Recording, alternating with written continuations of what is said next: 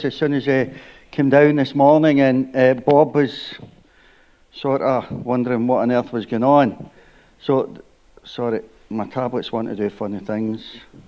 So what had happened was when Julius opened up in Mark chapter 4 and the disciples in the boat getting freaked out, that was what I was going to speak on this morning.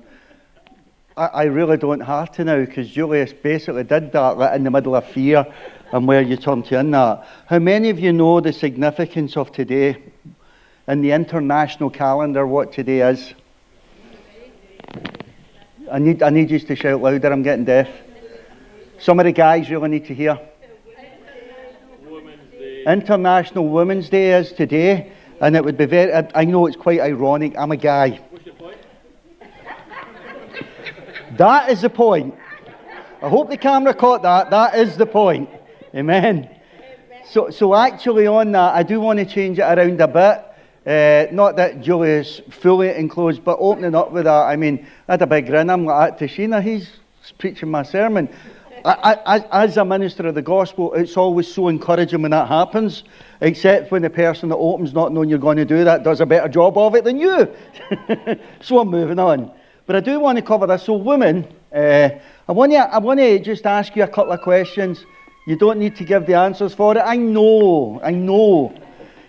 On identity and worth, in a world that often measures a woman's value by her utility or usefulness or her appearance, how does your relationship with Christ provide a different foundation to your sense of self-worth? Guys, you can ask yourself this as well. But as a woman, and how you're often viewed by society, and some of you have grown up in an age where you were sort of viewed when that's your lot, you'll shut up and put up with it.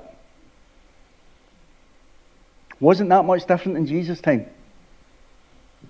On purpose and agency, when you look at the interactions Jesus had with women in the Gospels, is there a specific encounter that resonates most with your own journey or your own understanding of your calling?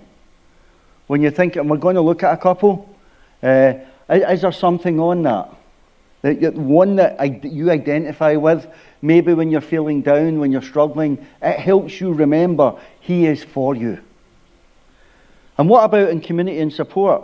How does the mind of Christ change the way that you, as women, support and advocate for one another compared to the competitive or very individual standards we often see in broader society? Bob did make reference to the fire, flood and pestilence, war and rumour of war in the world that we inhabit today.